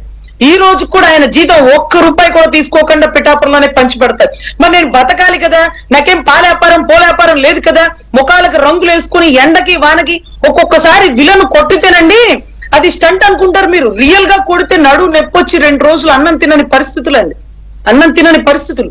అంత కష్టపడి ఇదే నా బతుకు తెరుగు, ఇదే నాకు అన్నం పెట్టింది, నా అన్న నేర్పించింది ఇదే విద్య, దీంట్లోనే సంపాదిస్తా, ఏ తప్పుడు పనులు చేయను, రాజకీయాల్లో ఒక మచ్చలేని నాయకుల్లా ఉంటే చాలు నేను అన్నటువంటి సిద్ధాంతంతో కొన్ని అడుగులు వేస్తుంటే వెనక్కి లాగాలన్న తాపత్రయం అండి. అన్న ఒకవేళ వరద బాధితుల్ని కలవడానికి వెళ్తే వరదలో కూడా సెల్ఫీలు అడిగే పరిస్థితి అండి, అంత అభిమానం. సో ఇటువంటి పరిస్థితుల్లో ఆయన అందుకే ఆ టైంలో ఆయన వెళ్ళకపోవడం కరెక్ట్. 100% అండి. ఆయన యంత్రాంగాన్ని ఇబ్బంది పెట్టరండి, యంత్రాంగాన్ని మీరు పనిచేయండి అంటూ ఈ రోజు కాన్ఫరెన్స్ లో అన్ని చూస్తున్నాం, టెలికాన్ఫరెన్స్ చూస్తున్నాం, వీడియో కాన్ఫరెన్స్ చూస్తున్నాం. మా అన్న గొప్పగా పనిచేయాలి, అందరికంటే బాగా పనిచేయాలి, ధీటుగా ఉండాలి, అంత కష్టపడి మేము గెలిపించుకున్నాం అని మేము అన్ని చోట్ల చెప్పుకుంటామండి. సో దానికి తగ్గట్టుగా పనిచేసినాడు. ఉప్పాడలో కాకినాడ ఎమ్మెల్యే ఉదయ్ శ్రీనివాస్ గారు, తర్వాత ఆయన ఎవరు సతీష్ గారు, ఇది టీడీపీకి సంబంధించి పంత నానాజీ గారు, వర్షాలు వస్తుంటే వర్షాల కంటే ముందుగానే మీరు రెండమ్మా పునరావాస కేంద్రాల కంటే వాళ్ళు అంటారు ఇంకా వర్షం రాలేదు కదండి వచ్చినప్పుడు వస్తాం, లేదు లేదమ్మా వచ్చేటానికి యంత్రాంగం ఆటోల్లోను వాళ్ళ కారులోను కూడా తీసుకెళ్లారు. ఎందుకంటే వాళ్ళకి మేము చూసాం కదండి, మాకు ఈ తుఫాన్లు మామూలే అంటే అట్లా కాదమ్మా ఈసారి ఎక్కువగా ఉంది, మీరు మళ్ళీ వచ్చేద్దరు కానీ 2 రోజులు ఉండి అని చెప్పి. అవునండి, మత్స్యకారులను అయితే అసలు వాళ్ళ ఇంట్లో కూర్చొని ఇప్పుడేమంటావు రానంటావా, వర్షం వచ్చాక మేము ఎక్కడ వస్తామమ్మా, నువ్వు రా తల్లి, వర్షం వచ్చాక ఎవరు రాలేదు, తుఫానే వచ్చింది, అఖండ 1 అఖండ 2 చూసినావా, ప్రకృతి విలయతాండం ఎలా చేస్తుందో చూసావా అంటూ వాళ్ళకి మాటలు చెప్పి బుజ్జగిస్తూ నవ్వుకుంటూ వాళ్ళని వెహికల్స్ ఎక్కించి భోజనం పెట్టించి అక్కడ మీరు చెప్పారు కదా పునరావాస కేంద్రం రాబోయే విపత్తును ముందుగానే అంచనా వేసి కట్టించిన పరిస్థితులు. అదే రకంగా స్కూళ్లు ఖాళీ చేసి అక్కడ పెట్టారు, వాటర్ ఫెసిలిటీ పెట్టారు, కరెంటు ఫెసిలిటీ, జనరేటర్లు తెచ్చినారండి. కరెంటు ఖచ్చితంగా పోతుందన్న ఉద్దేశంతో ముందుగానే జనరేటర్లు తెచ్చిపెట్టినటువంటి పరిస్థితి అండి. అంటే ఒక ప్రాణాన్ని ప్రాణంగా చూస్తారు కానీ ఓటర్ గా చూడరండి. ఇప్పుడు మనం కాపాడిన ప్రాణాలన్నీ మన ఓటర్లు కాదు, మనకు ఓటేసిన వాళ్ళు కాదు, వాళ్ళు వైసీపీ అభిమానులు అయినా సరే ఆ ఎన్నికలప్పుడు తప్ప తర్వాత ముఖ్యమంత్రికి రాష్ట్రం అంతా ఒకటే కదా, రాష్ట్రం అంతా ఆయన ప్రజలే. 100% కనీసం అప్పుడన్నా నా 40% ఓటింగ్ అంటారు కదా, నీ 40% ఓటింగ్ జనం ఇక్కడే ఉన్నారు కదా. వీళ్ళు చెప్పుకోవడమే తప్ప చంద్రబాబు మనసులో వీళ్ళు వైసీపీ ఓటర్లు, వీళ్ళు ఇంకో పార్టీ ఓటర్లు ఏమి ఉండదు. 100% అండి. చక్కగా మంచి పునరావాస కేంద్రాల్లో ఎమ్మెల్యేలు అందరూ కలిసి కట్టుగా చేసినారు. ఇలాంటి టైంలో ప్రధాన ప్రతిపక్షంగా వారి పాత్ర పోషిస్తూ జనాల్లో మమేకం అయితే మళ్ళీ ఒకసారి ఛాన్స్ ఉంటుందేమో, ఒకసారి ఛాన్స్ ఇచ్చినందుకు కూలబడిపోయినావు, రెండోసారి బయటికి రాడేంటి, బులుగు పడవలు రావేంటి, బులుగు అంబులెన్సులు రావేంటి అన్నట్టు ఎదురు చూస్తున్నారు ప్రజలు. ఆయన ఎందుకు వస్తాడులే అనేటటువంటి పరిస్థితి అండి. సో ఈ రోజు 1 కోటి రూపాయలు ఇచ్చినాను అన్నాడండి లాస్ట్ టైం అమరావతి టైం అప్పుడు, ఏది మన భవానీపురం వాళ్ళకి ఏది 1 కోటి రూపాయలు ఎప్పుడు ఇచ్చినారంటే ఇచ్చినాంలేండి డైరెక్ట్ గా ప్రభుత్వానికే ఇవ్వాలండి. ఎందుకు మండల్లో బక్స్ అంటారుగా, మేము ఇచ్చేసేవాళ్ళం మీకు లెక్కలు చెప్పాలా, మేము ఎలా ఇవ్వాలి అలా ఇచ్చేసామన్నారు మొన్న మండల సమావేశాల్లో. అదేనండి, ఒక సినీ హీరో ఏ బ్యాక్గ్రౌండ్ లేకుండా తన కష్టం మీద వచ్చిన డబ్బుల్ని కౌలు రైతులకి, ఉద్దానం బాధితులకి, వరద బాధితులకి, బోర్డర్ లో సైనికులకి, ఇదంతా ఒక ఎమ్మెల్యే కాకముందండి. ఓడించిన ప్రజల కోసం కష్టపడిన నాయకుడు ఒక పక్కన ఉంటే, గెలిచి కోట్లు ట్యాక్సులు కట్టి అక్రమాస్తులు కేసుల్లో ఉన్నవాడి ₹1 ఇవ్వడం ఏంటి స్వామి? నువ్వు ఒక 100 కోట్లు ఇచ్చినా లెక్క చెప్పనక్కర్లేదుగా, ట్యాక్స్ ఎగ్జామ్షన్ ఉంటుందిగా, సెక్షన్ ఏటీజీ పెట్టుకోవచ్చు కదా, ఐటీ రిటర్న్స్ చేసుకోవచ్చు కదా. మరి తీయడానికి ఎందుకు మనసు రాదు అంటే, డబ్బున్న వాడికి ఇవ్వడానికి ఉండదేమోనండి ఆ మనసు. మాకు అర్థం కాదు. మా నాయకుడు మాత్రం అప్పులు తెచ్చి సినిమా ప్రొడ్యూసర్లు అడిగి మరీ ఇచ్చినాడు. సో దాంట్లో మీరెంత గొప్పగా పొగిడినారో నిజంగా అక్కడ మాకు సంతోషం వస్తుందండి. నిజంగా అది వాస్తవం. అది ఇప్పుడు ఆయన గురించి తెలిసిన వాళ్ళందరూ కూడా అదే చెప్తారు. తెలుగుదేశం పార్టీ నుంచి ఆ పార్టీ అధికార ప్రతినిధి సాహెబ్ జాయిన్ అయ్యారు. సాహెబ్ గారు నమస్కారం. ఒకటి, ఇప్పుడు బాబు ఆయన ఏం చేస్తారు, విపత్తులను ఎలా ఎదుర్కొంటారు, అసలు అధికారుల కన్నా ముందే ఎలా ఉంటారు, ఆ బురదలోకి ఎలా, ఇవన్నీ ఎవరికి తెలియనివి కాదు. ఆంధ్రప్రదేశ్ లో కాస్త వచ్చిన పిల్లవాడు ఎవడైనా పెద్దవాళ్ళైన వాళ్ళందరికీ తెలుసు. కానీ తెలియంది, కనిపించిన ఒప్పుకోంది, కళ్ళకు గంతలు కట్టేసుకుంది, కుళ్ళిపోతోంది జగన్మోహన్ రెడ్డి గారు, ఆయన పార్టీ నాయకులు. ఆ ట్వీట్లు పెట్టడము, సోషల్ మీడియాలో పోస్టులు పెట్టడము, అంత ఖరీదైన నీళ్లు తాగుతాడా, ఏసీ రూమ్ లో కూర్చుంటాడా, పవన్ కళ్యాణ్ ఏంటి, అసలు వీళ్ళ మానసిక పరిస్థితి ఏంటి? అంటే ప్రజలు కనీసం చీ అంటారని కూడా ఉండదా ఇలాంటి సందర్భాల్లో కూడా రాజకీయం చేస్తే? ఋషి గారు, తమరికి ప్యానెల్ లో ఉన్నటువంటి సీనియర్ అనలిస్ట్ డివిఎస్ గారికి, మా సోదరికి, అదేవిధంగా ఏబిఎన్ వీక్షకులందరికీ కూడా నమస్కారం అండి. ఇప్పుడు చంద్రబాబు నాయుడు గారు మనస్తత్వం ఎలా ఉండిద్దంటే, తను అధికారంలోకి వచ్చిన తర్వాత ప్రజలు ఏమన్నా కష్టాల్లో ఉంటే వెలువెల్లి ఆడిపోతూ ఉంటారు. మీరు హుదూద్ తుఫాన్ అప్పుడు కూడా చూసాం మనం. ఆయన ఆ రోజు హైదరాబాద్ వెళ్ళారు. ఆ రోజు చంద్రబాబు నాయుడు గారి ఇంట్లో ఫంక్షన్ ఒకటి ఉంది. ఆ ఫంక్షన్ కోసం అటెండ్ అవ్వడానికి వెళ్ళారండి. ఎప్పుడైతే అలర్ట్ జారీ చేశారో, అసలు హుదూద్ తుఫాను ఇంత తీవ్రంగా ఉండింది, ఇది విశాఖపట్నాన్ని అతలాకుతలం చేసిందని చెప్పి ఎప్పుడైతే మరి వాతావరణ శాఖ వాళ్ళు హెచ్చరించారో, అప్పుడు హుటాహుటిన ఆయన బయలుదేరడానికి సిద్ధమైనప్పుడు మేడం గారు ఒక సూట్ కేసులో బట్టలు సర్దేసి మీరు అర్జెంట్ గా వెళ్ళిపోండి అని అన్నారు. తీరా అక్కడ ఎయిర్పోర్ట్ కి వస్తే, లేదండి చాలా కష్టం, ఇప్పుడు హెలికాప్టర్ కానీ ఫ్లైట్స్ కానీ వెళ్ళట్లేదండి, చాలా కష్టం, మీరు దయచేసి వెళ్ళొద్దని చెప్పి అక్కడ విమానాశ్రయంలో అధికారులు కూడా చెప్పారు. అయినా రోడ్ మార్గాన్ని వచ్చారు. రోడ్ మార్గాన్ని వచ్చిన తర్వాత ఏలూరు దగ్గర ఒక ప్రాబ్లం జరిగింది, ఆ చెట్లు విరిగిపడటం. అయినా కానీ ఆగల, విశాఖపట్నం వెళ్ళి విశాఖపట్నంలో అక్కడే ఆయన నివాసం ఉండి ప్రజలకు ఎటువంటి ఇబ్బంది లేకుండా అధికారులు ఎప్పటికప్పుడు సమాయత్తం చేస్తూ ఆయనే బయటకు వచ్చి వైర్లెస్ సెట్ లో మాట్లాడుతూ, వాస్తవంగా రెవెన్యూ అధికారులు, పోలీస్ అధికారులు బయటకు వచ్చి మాట్లాడుతూ ఉంటారు. అక్కడ ఒక వ్యాన్ తీసుకెళ్ళి, ఆ వ్యాన్ లో నైట్ మానిటరింగ్ సెంటర్, అవును, దాని నుంచి మానిటరింగ్ సెంటర్, దాని నుంచి ఆయన అద్భుతమైనటువంటి పనితీరండి. జిపిఎస్, నావిగేషన్, ఇవన్నీ ఎవ్రీథింగ్ తెప్పించుకొని ఏ ప్రాంతాల్లో తుఫాన్ తీవ్రత ఎక్కువగా ఉంది, నేను పలానా సాటుకు నేను వస్తున్నాను, విజిట్ చేస్తున్నాను, ఎక్కడ కూడా చిన్నపిల్లలు కావచ్చు, వృద్ధులు కావచ్చు, ఎవరు ఆహారం కోసం ఇబ్బంది పడకూడదు, మీరెవరు అధైర్యపడద్దు, నేను మీకు అండగా ఉంటాను, నేను మీతోనే ఉన్నాను అనే సంకేతాలు తీసుకెళ్ళినప్పుడు విశాఖపట్నంలో ఉన్నటువంటి ప్రజలందరూ కూడా, అరే ముఖ్యమంత్రి గారు మనకు అండగా ఉన్నారు వచ్చి అని చెప్పి ఆనందపడ్డారు. చంద్రబాబు గారి గురించి చాలా విషయాలు తిత్లీ తుఫాన్ లో చూసుకోవచ్చు. అదే విధంగా నిన్న వచ్చినటువంటి మూందా తుఫాన్ అండి, దాదాపు 10 రోజుల నుంచి అలర్ట్ చేస్తూనే ఉన్నారు. ఇది తీవ్రమైనటువంటి తుఫాను, జాగ్రత్తగా ఉండండి, తీర ప్రాంతాల్లో ఉన్నటువంటి వాళ్ళు ఇబ్బంది పడకూడదు, మత్స్యకారులు వేటకెళ్ళొద్దు, మత్స్యకారుల కుటుంబాలకు ఏమన్నా అవసరమైతే అక్కడ రెవెన్యూ అధికారులని అప్రమత్తం చేశారు, వాళ్ళకి ఏమన్నా సరుకులు కావాలంటే మీరు అవన్నీ అలర్ట్ గా పెట్టుకోండి అని చెప్పి.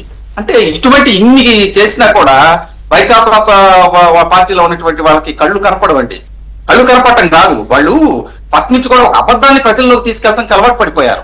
వాళ్ళు ఒక అబద్ధాన్ని తీసుకెళ్లి అది జరగట్లేదు, ఇది జరగట్లేదు, అక్కడేం లేదు, ఇక్కడేం లేదు, అసలు తుఫాను తీవ్రత ఎక్కువగా ఉంటే చంద్రబాబు గారు ఎక్కడ ఉండలేదు. అదే విధంగా ఈ అధికారుల మీద కూడా కొన్ని వ్యాఖ్యలు పెట్టారు. కానీ కొంతమంది సోషల్ మీడియా ప్లాట్ఫామ్ మీద న్యూట్రల్ పర్సన్ నిన్న వీడియోలు పెట్టారు. అరే అద్భుతమైనటువంటి ప్రభుత్వం అండి, వాస్తవంగా మరి ఇటువంటి తుఫాన్లు వచ్చినప్పుడు గతంలో ఎప్పుడూ జరగని విధంగా, అంటే గతంలో అంటే వైకాపా ప్రభుత్వంలో ప్యాలెస్ కి పరిమితం అయిపోయేవాడు జగన్మోహన్ రెడ్డి గారు, అక్కడి నుంచి ఇష్యూలు చేస్తా దుప్పటి కప్పుకొని పడుకునేవాడు. అతనికేం తెలుసు అండి ప్రజల బాధలు, ప్రజలు పడుతున్న కష్టాలు అతనికేం తెలుసు. కాబట్టి ఇప్పుడు ప్రార్థించే పెదవుల కన్నా కూడా సాయం చేసే చేతుల మీద అన్నారు. అలాగే సాయం చేసేవాడికి తెలిసిద్దండి ఆ దాతృత్వం. మాటలు చెప్పేవాడు 100 మాటలు చెబుతాడు. కాబట్టి మేమేమంటామంటే ఒక అబద్ధానికి అలవాటు పడిపోయారు. ఇప్పుడు నిన్న కామెంట్లు కొంతమంది పెట్టారు సోషల్ మీడియాలో, అరే హుదూద్ తుఫాన్ కానీ అదేవిధంగా మూందా తుఫాన్ వల్ల మహా అయితే 3-4 రోజులు ఇబ్బంది పడతాం, జగన్మోహన్ రెడ్డి అనేటువంటి వ్యక్తి వచ్చిన తర్వాత ఆ భూతం వల్ల 30 సంవత్సరాలు వెనక్కి వెళ్ళిపోయాం, 30 సంవత్సరాలు బాధపడుతున్నాం, ఇంకా 30 ఏళ్ళు బాధపడతాం అని చెప్పి సోషల్ మీడియాలో హల్చల్ చేస్తున్నారండి. కాబట్టి ఇటువంటి వైపరీత్యాలు వచ్చినప్పుడు ఏంటంటే గతంలో అన్ని పార్టీలు కలిసి ఉండేవి. వాళ్ళకి ఏ విధంగా సహాయ సహకారాలు చేయాలి, వాళ్ళకి ఎటువంటి మందులు కావచ్చు, అదే విధంగా వాళ్ళకి ఏదైనా చిన్నపిల్లలు ఉంటే పాలు సరఫరా చేయడం కానీ పార్టీలకు అతీతంగా చేసేవాళ్ళు. ఇంకోటి, మీరు జగన్మోహన్ రెడ్డి ముఖ్యమంత్రిగా ఉన్నప్పుడు తుఫాన్లు వచ్చినప్పుడు, ఇందాక కొన్ని తుఫాన్లు చెప్పారు డివిఎస్ గారు, అప్పుడు తెలుగుదేశం పార్టీ శ్రేణులు ఎవరు ఇళ్లలో ఉండొద్దు, ఆఫీసులో ఉండొద్దు, జనాల మధ్యలో ఉండండి, సహకారం చేయండి అని కూడా పిలుపునిస్తే చాలా మంది వెళ్లి పనిచేశారు. అప్పుడేమీ రాజకీయాలు చేయలేదు. జగన్మోహన్ రెడ్డి ముఖ్యమంత్రి ఉన్నాడు కదా, ఆయనకు చెడ్డ పేరు తేవాలి అనేమి అనుకోలేదు తెలుగుదేశం పార్టీ నాయకులు కానీ కార్యకర్తలు కానీ. ఋషి గారు, నేనేమంటానంటే శ్రీకాకుళం తుఫాన్కి అతలాకుతలం అయిపోయింది. మేము అధికారంలో లేము, అప్పుడు అల్లాడిపోతూ ఉన్నారు. అస్సలు ఎన్టీఆర్ ట్రస్ట్ నుంచి పాలు దగ్గర నుంచి పండ్ల దాకా మెడిసిన్స్ దాకా అన్ని ఎన్టీఆర్ ట్రస్ట్ నుంచి వెళ్ళినాయండి. భువనేశ్వరి మేడం గారికి నిజంగా ఆ ప్రాంత ప్రజలు చేతులు ఎత్తి దండం పెట్టారండి. నేను ఎందుకు అంటానంటే గవర్నమెంట్ మెడిసిన్ ఇవ్వలేకపోయింది, గవర్నమెంట్ చిన్నపిల్లల పాలు ఇవ్వలేకపోయింది, ఆహార పదార్థాలు ఇవ్వలేకపోయింది. అప్పటికప్పుడు ఒక హెరిటేజ్ లోనే ఫుడ్ కాదండి, వేరే సార్లు ఎక్కడుంటే అక్కడ ఫోన్లు చేసి చంద్రబాబు నాయుడు గారు స్వయాన ఫోన్ చేసి మా నాయకులకు ఫోన్ చేసి, అరే అక్కడ ప్రజలు ఇబ్బంది పడుతున్నారయ్యా, ఇంకా నీడు ఉంది, వాళ్ళకి సహాయ సహకారాలు చేయాలి అని చెప్పి ఒక సందర్భంలో మరి ఆ పడ వేసుకుని లోనికి వెళ్తుంటే బోట్లు కూడా కింద పడి ఒక కెమెరామెన్ లోన పడిపోయాడు నీళ్ళలో. అవన్నీ మనం చూసాం. చంద్రబాబు గారిది ఎలా ఉండిద్దంటే ఆయన ప్రజలకు కష్టం వచ్చినప్పుడు చిగురుటాకు లాగా ఉడికిపోతాడండి మనిషి. చాలా హ్యుమానిటీ కలిగినటువంటి వ్యక్తి. బయట ఉండేటువంటి ఆయన మనసు, ఎందుకంటే నేను దగ్గరగా ఆయనతో కలిసి వర్క్ చేశా, నాకు అవకాశం వచ్చింది. నేను హెచ్ఆర్డీలో వర్క్ చేసేటప్పుడు ఆ ట్రైనింగ్ సెషన్ దగ్గరికి వెళ్ళినప్పుడు ఆయన మాతో కొన్ని చాలా సూచనలు చేసేవాళ్ళు. అదే విధంగా ప్రజలకు కష్టం వచ్చినప్పుడు మనము ఖచ్చితంగా వాళ్ళ ఆశించిన స్థాయి కన్నా ఇంకా ఎక్కువ చేయాలనేవాళ్ళు. ఇప్పుడు అధికారులతో మాట్లాడటమే కాదండి, అధికారులకి 2-3 రోజుల ముందరే డీజీపీ ఆఫీస్ లో ఐపీఎస్ ఆఫీసర్స్ కి ట్రైనింగ్ ఇచ్చారు కొత్త వాళ్ళకి, మీరు ఏ విధంగా ఈ పాండమిక్ ని ఎదుర్కోవాలి. అదే విధంగా రెవెన్యూ వాళ్ళు ఎక్కడికక్కడ జిల్లాలో కలెక్టర్లు మీటింగ్ పెట్టారండి. కలెక్టర్ కాన్ఫరెన్స్ పెట్టేవాళ్ళు, ఎవరికి కాన్ఫరెన్స్ కాదు, బీఆర్ఓ స్థాయి నుంచి ఎంఆర్ఓ స్థాయి, డిఆర్డిఓ వాళ్ళందరినీ పిలిచి మరి ప్రతి జిల్లా హెడ్ క్వార్టర్స్ లో ముందరే అప్రమత్తం చేశారు. ఇటువంటి పాండమిక్ వచ్చినప్పుడు ఏ విధంగా, ఇటువంటి తుఫాన్లు వచ్చినప్పుడు ఏ విధంగా ఎదుర్కోవాలి ఏంటి అనేది. అంటే చంద్రబాబు నాయుడు గారి యొక్క దూరదృష్టి ఆ విధంగా ఉంటుంది. దీంతో పాటు లోకేష్ గారి గురించి కూడా ఇక్కడ క్లిస్టల్ క్లియర్ గా చెప్పుకోవాలండి. తండ్రికి తగ్గ తనయుడు ఆయన ఆర్టీజీఎస్ విభాగం మొత్తాన్ని అబ్జర్వేషన్ చేస్తా నైట్ 1 గంట దాకా మరి అసెంబ్లీలో ఉన్నటువంటి ఆ శాఖల్ని వాళ్ళందరినీ సమన్వయం చేసుకొని సెక్రటేరియట్ లో కూర్చున్నారు. ఆ జిపిఎస్ కానీ టెక్నాలజీ పరంగా కానీ ఎప్పటికప్పుడు అధికారులతో మాట్లాడటం కానీ, అక్కడ అధికారులు ఏం చేస్తున్నారు, వాళ్ళకి ప్రజలకి ఎటువంటి ఇబ్బందులు కలగకుండా మనం ఏం చేయాలి, పునరావాస కేంద్రాల్లో ఉండవాలని వీడియో కాన్ఫరెన్స్ ద్వారా అక్కడ వాళ్ళు చూశారండి. వాళ్ళకి ఫుడ్ ఏ విధంగా అందుతుంది. దీంతో పాటు చాలా మంది మత్స్యకార కుటుంబాలు చిన్న కూలీలకు వెళ్లే వాళ్ళు ఉంటారండి కోస్టల్ పరివాహక ప్రాంతాల్లో. వాళ్ళందరికీ మనిషికి 1000 రూపాయలు, గరిష్టంగా ఒక్కొక్క ఫ్యామిలీకి 3000 రూపాయలు అమౌంట్ ఇచ్చారు. అంటే వాళ్ళు ఈ వారం రోజులు కూడా ఇబ్బంది పడకూడదు. ఆహారం, తర్వాత నిత్యావసర వస్తువులండి, 25 కేజీల బియ్యం, అదేవిధంగా కేజీ కందిపప్పు, ఆలుగడ్డలు, తర్వాత ఉల్లిగడ్డలు, ఇవన్నీ నూనె, ఇటువంటి ఇచ్చారండి. అంటే ఇవన్నీ ముందలే అలర్ట్ గా ఉన్నారు. కాబట్టి ఇక్కడ పాండమిక్ ఏదైనా తుఫాన్లు కానీ పాండమిక్స్ వచ్చినప్పుడు చంద్రబాబు నాయుడు గారు, నేను ఇంకో అంశం కూడా చెబుతానండి, ఏది కరోనా వచ్చినప్పుడు చంద్రబాబు గారి అధికారంలో ఉండుంటే ఇంకా మరణాల సంఖ్య తగ్గించేవాళ్ళు.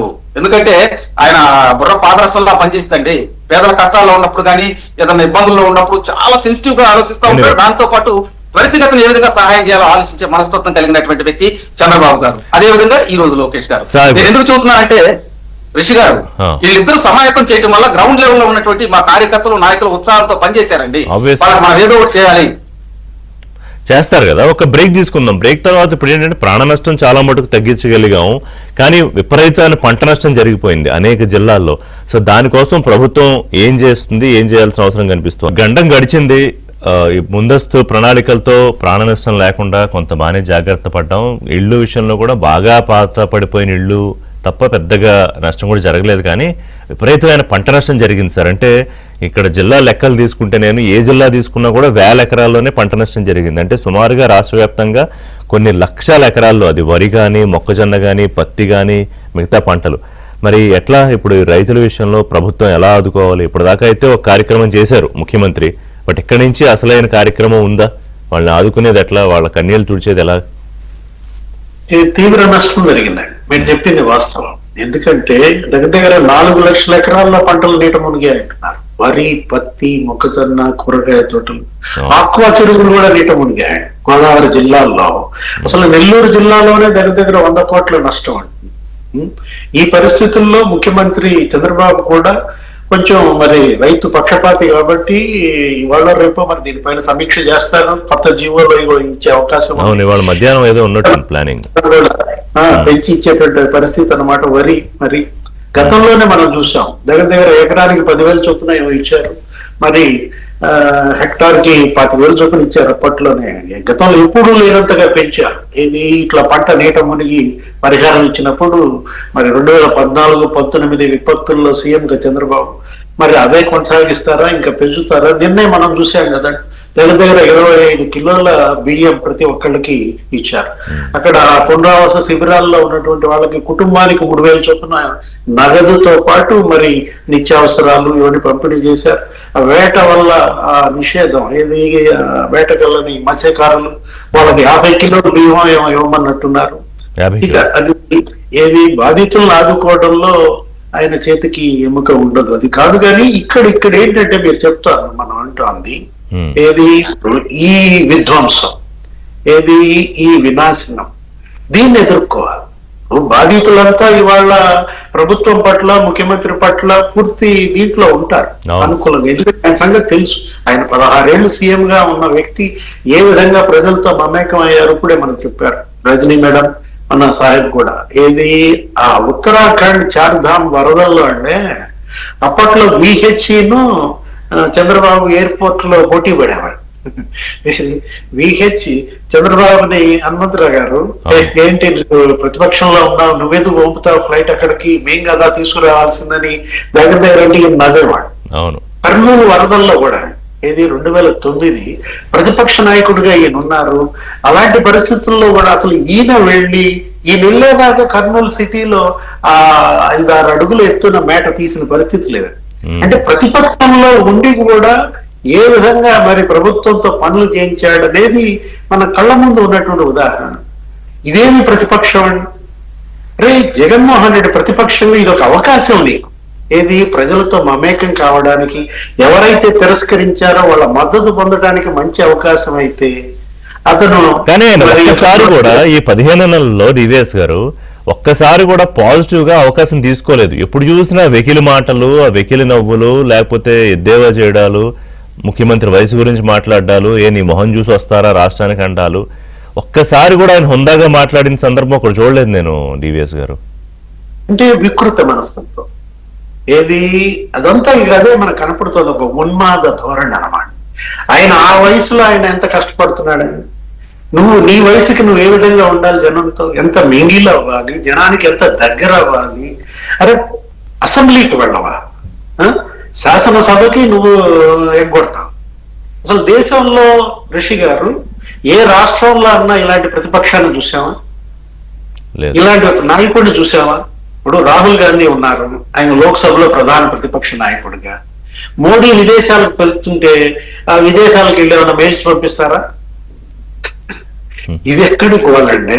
సింగపూర్ వెళ్తే వాడు మురళీకృష్ణ అనేవాడు 200 మెయిల్స్ పంపాడంట.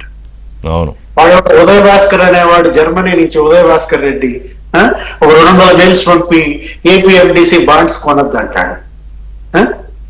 అసలు ఇదేమి ఉత్పాతం, ఇదేమి ఉన్మాదం నాకు ఇక్కడ ఎప్పుడు చూడలేదు. ఇప్పుడు తమిళనాడులో అన్నాడీఎంకే ఉందండి ప్రతిపక్షంగా, స్టాలిన్ ప్రభుత్వాన్ని ఇలా ఇరకాటంలో పెడుతోందా? తెలంగాణలో బీఆర్ఎస్ ఉంది, ఇట్లాంటి తప్పుడు మెయిల్స్ పంపిస్తారండి. తమిళనాడులో కర్ణాటకలో వాళ్ళ ఫైట్ ఏంటి? గూగుల్ లాంటి సంస్థలు ఏపీకి వచ్చేసాయి, మనకెందుకు రాలేదని వాళ్ళ అభివృద్ధి కోసం కొట్లాడుకుంటున్నారు. ఇలా దిక్కుమాలిన గొడవలు కాదు. ఏది ప్రజాసేవలో పోటీ పడాలి కదా. ఇప్పుడు అదే నేను అంటుంది, ఏది చంద్రబాబు ప్రతిపక్షంలో ఉండి ప్రభుత్వంతో పోటీ పడ్డాడు విపత్తు బాధితులను ఆదుకోవడంలో. ఇందాక రజని చెప్పింది ఏంటి, ఉత్తరాఖండ్ ఆ చార్ధామ్ యాత్రికులను ఇక్కడికి తీసుకురావడంలో ఎక్కడ దేశంలో ప్రపంచంలో తెలుగు వాళ్ళకి ఎక్కడ ఆపద వచ్చినా వీళ్ళు వెళ్ళి ఏ విధంగా ఆదుకుంటారు ఏంటి స్ఫూర్తిగా తీసుకోవాలి కదా. నువ్వు ఇంకా ఏదో నేను ఇంకా ఒకటి పార్టీని నడపాలని ఉందా, పార్టీని పీకేయాలని ఉందా? జగన్మోహన్ రెడ్డి ఏం చేయాలనుకుంటున్నాడు? దురదృష్టం అండి. ఇలాంటి ప్రతిపక్షం, ఈ విధమైనటువంటి ప్రజాప్రతినిధి, ఇప్పుడు మంత్రులు ఋషి గారు, జగన్మోహన్ రెడ్డి హయాంలో మంత్రులు ఎలా పనిచేశారు, ఇప్పుడు మంత్రులు ఎలా పనిచేస్తున్నారు, అప్పుడు ఎమ్మెల్యేలు ఎలా పనిచేశారు, ఇప్పుడు ఎమ్మెల్యేలు ఎలా పనిచేస్తున్నారు. ఈ విపత్తే చూడండి, ఈ తుఫాన్లోనే కొట్టిపాటి రవికుమార్, అరే బుడమేరు బాధితుల్లో అయితేనండి ఆ వరదల్లో కుమారు, నిమ్మల రామానాయుడు, గొట్టిపాటి రవికుమారు, హోంమంత్రి అనిత, మంత్రి లోకేష్, మంత్రి సవిత. అదే ఇప్పుడు ఆ రోజు బుడమేరు పొంగినప్పుడంటే గడ్లు పూడ్చిగానే నువ్వు రావద్దన్నా ఎవరిని రామానాయుడు. ఆయన వర్షంలో చేశాడు ఆయన, అవును వర్షంలో నాకు గుర్తుంది, గండ్లు పూడ్చినాక వచ్చి మళ్ళీ సీఎం కి కనపడ్డాడు ఆ రోజు బెజవాడ వరదల్లో. అంటే మంత్రి అంటే అదేమన్నా పెద్ద సింహాసనమా? ఇప్పటికీ చంద్రబాబు ఏమని చెప్పుకుంటారు, కూలీ నంబర్ 1 అని చెప్పుకుంటాడు. ఇతనేమో నేను ఏదో చక్రవర్తిని అనుకుంటాడు, ప్యాలెస్ దాటి బయటికి రాడు. అంతే కదా, ఆయన మరి ప్యాలెస్ లో ఉంటారు, ఆయన 770 కోట్లు ట్యాక్సులు కడతారు, ఆయన చక్రవర్తే కదా టీవీఎస్ గారు, మీరు ఇలా తక్కువ చేసి మాట్లాడతారు. అంటే ఒకటి ప్రజలు ఇవాళ ఏం కోరుకుంటున్నారు నీ నుంచి, నువ్వు వెళ్ళవు, నీ వాళ్ళని వెళ్ళనివ్వు, ఆ 10 మంది ఎమ్మెల్యేలు వెళ్ళనివ్వు. అరే సేవలో పోటీ పడండి అయ్యా, బాధ్యతని నిర్వర్తించండి. ప్రతిపక్షంగా బాధ్యత, ఇంత బాధ్యత రహితుడిని మనం చూడలేదన్నా. రజనీ గారు, పార్టీ పట్ల బాధ్యత లేదు, ప్రజల పట్ల బాధ్యత లేదు, కుటుంబం పట్ల బాధ్యత లేదు, తల్లి చెల్లి పట్ల బాధ్యత లేదు. ఏదైనా ఒక రేర్ స్పెసి జగన్మోహన్ రెడ్డి. రజనీ గారు, వరద వెళ్ళిపోయాక అనివార్యంగా బురద మిగులుతుంది, ఆ బురద అంతా ఎత్తుకోవడాలు పోసుకోవడాలు, ఆ బురద ముందే వచ్చేసింది మనకి. ఇంకా వరద నుంచి పూర్తిగా బయటపడకుండానే బురద రాజకీయంతో వీళ్ళు ఆ బురదను ఎట్లా కడగడం, తర్వాత మీకేమనిపిస్తుంది, రైతుల్ని ఎలా ఆదుకుంటే బాగుంటుంది ప్రభుత్వం అనేది? మీరే ప్రభుత్వం అంటే మీరే ఆదుకోవాలి. సరే, అక్కడ ప్రభుత్వం అనే కంటే నాయకుడు ఎలా ఆదుకోవాలి అనేది చాలా ఇంపార్టెంట్ సార్. ఎందుకంటే మేమందరం పుచ్చలపల్లి సుందరయ్య గారు, తరిమల నాగిరెడ్డి గారు పుస్తకాలు చదివి ఒక నాయకత్వ లక్షణాలు తెచ్చుకోవాలని తపన పడిన వాళ్ళం సార్. ఇది ఒక ఇన్సిడెంట్ చూడండి, పెదనందిపాడులో జరిగిన ఇన్సిడెంట్ సార్. చంద్రబాబు గారు 52 రోజులు జైల్లో ఉండి బయటకు వచ్చి కంటి శుక్లం ఏదో తీయించుకుని హాస్పిటల్ నుంచి డైరెక్ట్ గా వరద బాధితుల కోసం పరుచూరు మీదుగా పెదనందిపాడు ద్వారా గుంటూరు వస్తున్న పరిస్థితుల్లో పెదనందిపాడు 7ంటికి వస్తారు, 8ంటికి వస్తారని అక్కడ ఎంతో మంది ఎదురు చూస్తున్నారు. వరద బాధితులు లేకపోతే పంట నష్టం కంటే బాబు గారిని చూసి చాలా రోజులైంది. 52 రోజులు జైల్లో ఉన్నారు, ఎలా ఉన్నారు, తర్వాత బయటకు వచ్చి ఓపిక్ గా ఉన్నారా, ఎలా ఉన్నారని తపన పడి ఆయన చూడడానికి తండోపతండాలుగా కదిలి వచ్చారండి. అప్పుడు నేను కూడా ఆన్ స్పాట్ లో ఉన్నాను. అప్పుడు ఒక స్టేజ్ మీద నుంచి అంటే ఒక వెహికల్ లో వెళ్తూ ఉండగా ఒక ఇన్సిడెంట్ జరిగిందండి. ఒక ఏరియాలో 1 ఎకరం భూమి 2 ఎకరాల భూమి ఆ రైతులు పంట పీకేస్తున్నారు, అంటే నీళ్ళలో తడిచిపోయిన పంటని పీకేస్తుంటే బాబు గారు అటుగా పోతే ఆ పాపు వెహికల్ ఆపు, అదేంటది, అది ఫోటోలు తీస్తే మీకు ప్రభుత్వం నుంచి పంట నష్టం వస్తుంది కదమ్మా అంటే, ప్రభుత్వం వచ్చే పంట నష్టం వరకు మేము ఎదురు చూడలేమండి, భూమిని నమ్ముకున్న వాళ్ళం ప్రభుత్వాన్ని నమ్ముకోమంటూ ఆ పంట పీకేసి నీళ్లు ఉన్నాయి కదా చక్కగా ఇంకొక పంట వేసేసుకుంటామండి అంటున్న పరిస్థితుల్లో చంద్రబాబు గారికి వారి సెల్ఫ్ కాన్ఫిడెన్స్ నచ్చిందండి. నచ్చి వెంటనే ఏలూరు సాంబశివరావు గారు పక్కన ఉన్న రామ్ స్పాట్ లో నేను ఉన్నానండి. సాంబశివరావు, వీళ్ళకి పంట నష్టం ప్రభుత్వం ఇచ్చేది కాదు, మన తరపు నుంచి ఒక 2 లక్షలు ప్రకటించు అంటే, సార్ వాళ్ళు వైసీపీ వాళ్ళు, సరే ఏమయ్యా నువ్వు పార్టీలో చూసేది ఇక్కడ వెళ్ళేవాడే చూడు, వాడు కాన్ఫిడెన్స్ చూడు, దమ్ముగా మేము ప్రభుత్వం కోసం ఎదురు చూడడం భూమిని నమ్ముకున్నాం అన్నారు అన్నటువంటి పరిస్థితి సార్. 8ంటికి రావాల్సిన పరిస్థితిలో మీటింగ్ ఉంటే 10:30కి అంటే 10:30కి అక్కడికి వచ్చి 11:45 వరకు అంటే అరౌండ్ ఒక గంట పైచులకు అనర్గళమైన సబ్జెక్ట్ చెప్తే ఆ వెహికల్ లో నేను వెనకాలే ఉన్నానండి. దూలిపాల్ నరేంద్ర గారు, అక్కడ ఉండేటటువంటి నాయకులు అందరూ కూడా ఉన్నారు. నేను ఒక పెన్ను పేపర్ తెచ్చి పంట నష్టం గురించి ఆయన ఎలా చెప్తాడు రాసుకుందామంటే కనీసం ఒక 4 పేజీలు పట్టినాయండి. రాసి ఆయన వెనకాల నుంచొని కూడా లేదండి, నేను నుంచొని రాయడం కుదరక కూర్చొని రాసి గంట పైచులకు సబ్జెక్ట్ చెప్పాడండి. ఉత్త మాటలు కాదు, అంటే అంచనా ఎలా వేయాలి పంట నష్టం అనేదా, ఎన్ని వేల హెక్టార్లు నష్టపోయింది, ఎంత ఇస్తే ఆ నష్టాన్ని కవర్ అవుతుంది, మీరు కాదు చెప్పేది, మీరు ఆగండి నాయకులు, అమ్మా నువ్వు రైతు బిడ్డవు కదా ఏదో అమ్మాయికి మైక్ ఇవ్వు అని ఎన్నింటికి తెలుసా అండి, 11:45కి ఒక మహిళకి మైక్ ఇస్తే, అయ్యా 15 ఎకరాలు వేసినాను, 15 ఎకరాలు పంట నష్టం వచ్చింది, పెట్టుబడి ఇంత పెట్టినానయ్యా, స్వామి దానికి తగ్గట్టు చూడండి అయ్యా, మమ్మల్ని ఆదుకోండి అయ్యా అంటూ మైక్ ఇచ్చి అందరితో మాట్లాడిచ్చారు. టైం ఎంతో తెలుసా అండి, 11:45కి శుక్లం తీసుకున్న పరిస్థితి, 52 రోజులు జైల్లో ఉన్న పరిస్థితి, రెస్ట్ తీసుకోవాల్సిన టైం, ప్రభుత్వంలో లేడు, ప్రతిపక్షంలో ఉన్నాడు, గంట పైచులకు అనర్గళమైన సబ్జెక్ట్ చెప్తే ఇది కదరా నాయకత్వ లక్షణాలు అని కళ్ళమ్మ నీళ్ళు వచ్చేసిన పరిస్థితి అండి. ఆన్ స్పాట్ లో నేను అక్కడ స్టేజ్ మీద ఉన్నాను. ఆ స్టేజ్ కూడా కాదండి, వెహికల్ మీద ఆయన నుంచొని గంటన్నర మాట్లాడినారండి. ఇది నాయకుడి లక్షణం. ఇది ప్రభుత్వం నేను చెప్పనండి, ప్రభుత్వంలో ఉన్నా లేకపోయినా మనం పని చేసేవాడు ఎప్పుడు పని చేస్తాడండి. అదే రకంగా పవన్ కళ్యాణ్ గారండి, కౌలు రైతులకి చనిపోయిన కుటుంబానికి 1,00,000 రూపాయలు ఇచ్చినప్పుడు అప్పుడు మనం ప్రభుత్వంలో లేవు, ప్రజలు ఓడిచ్చినారు, నువ్వు ముఖాలకి రంగులు వేసుకున్న డబ్బులు, నువ్వు కష్టం డబ్బులన్నా నీ కుటుంబానికి పెట్టన్నా పార్టీకి పెట్టన్నా అంటే కాదు, ఓడిచ్చిన ప్రజల కోసం అంటూ పైచులకు వైసీపీ వాళ్ళు 30 వంతున్నారండి. 30 వంతు వైసీపీ, 1/4 వంతు పార్టీ వారు. అందరికి కలిపి డబ్బులు ఇచ్చేటప్పుడు కులం ఏంటి, మతం ఏంటి, పార్టీ, కుటుంబంలో ఒక తండ్రి. రాష్ట్రంలో ఒకటే రజనీ గారు, మనుషులంటే మనుషులు అంతే. వాళ్ళని దురదృష్టవశాత్తు కులాల ప్రాతిపదికన, పార్టీల ప్రాతిపదికన విడదీసి చూడడం అనే ఒక దౌర్భాగ్యపు అలవాటు వచ్చేసింది. కానీ అదర్వైజ్ స్టేట్స్మెన్షిప్ లీడర్స్ ఎలా చూస్తారు, చంద్రబాబు అయినా పవన్ కళ్యాణ్ అయినా, ఆ మాటకు వస్తే ప్రధానమంత్రి, వీళ్ళందరూ ఏంటంటే మనిషిని మనిషిగా చూస్తారు, అలాగే చూడాలి కూడా. అసలు దేశం అంటే మట్టి కాదు, దేశం అంటే మనుషులు, అంటే మనుషులు కాదు ఓటర్లు, అది కూడా నా ఓటర్లు అయితేనే నేను డబ్బులు ఇస్తాననే పరిస్థితి అండి. అలాగే కౌలు రైతుల్ని పవన్ కళ్యాణ్ గారు ఆదుకున్న పరిస్థితి. అప్పట్లో వీళ్ళెవరు ప్రభుత్వంలో లేరండి, కానీ ప్రజల్ని ప్రాణాలుగా, అసలు రైతు కుటుంబంలోంచి వచ్చిన వాళ్ళమండి. మాకు తెలుసు, మా కుటుంబంలో మా అత్తగారు వీళ్ళందరూ పొలం వేసుకుంటారు, వర్షం వస్తే అందరూ గళ్ళేసుకుని లోపల కూర్చుంటామా, కానీ రైతు అలా కూర్చోడండి. అప్పుడు కాలువకి గాడి తీస్తే నీళ్లు పోతాయేమో, కొన ప్రాణంలోనైనా ప్రాణాన్ని కాపాడాలన్న తపనతో ఉన్న డాక్టర్ ని చూసినాను.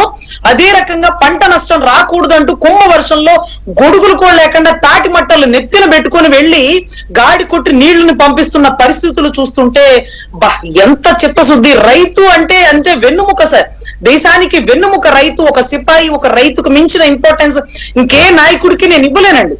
అసలు కుంభ వర్షంలో నువ్వు చచ్చిపోతావు పెద్ద ఆయన అంటే, ఆగమ్మ గండి కొట్టాలా, లేకపోతే నీళ్ళ పొలంలోంచి కాలంలోకి పడిపోతాయి, పంట మునిగిపోతుందని మా ఊర్లో రైతులందరూ వర్షంలో ఎవరు నిన్న ఉదయం చాలాసేపు ఈయన ఏరియల్ సర్వేకి వెళ్లాలంటే చంద్రబాబు నాయుడు గారు కొంతసేపు అధికారులు తటపటాయించారు.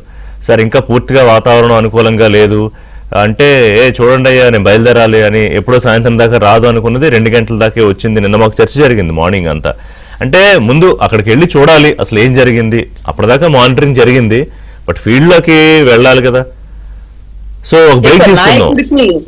సాహెబ్ గారు, బ్రేక్ తర్వాత మీరు చెప్పండి ప్రభుత్వం వైపు నుంచి ఎట్లా, అంటే పంట నష్టం నివేదిక లేకపోతే అంచనాలు అనేది తర్వాత కేంద్ర ప్రభుత్వం నుంచి కొంత సహకారం కూడా అడగాల్సి ఉంటుంది. ఎంత ఏమిటనే అంచనా తేలుతుంది బహుశా 2 రోజుల్లో. ముందు దీని నుంచి అంతా రెస్టరేషన్ పనులు జరుగుతున్నాయి కాబట్టి. బట్ ఏం చేస్తాం, అంతా తుఫాన్ ఎంత భిన్నమైందంటే ఇండియన్ వాతావరణ శాఖ అధికారుల్ని, ఇటు విశాఖ అధికారులను కూడా కొంత కన్ఫ్యూజ్ చేసింది.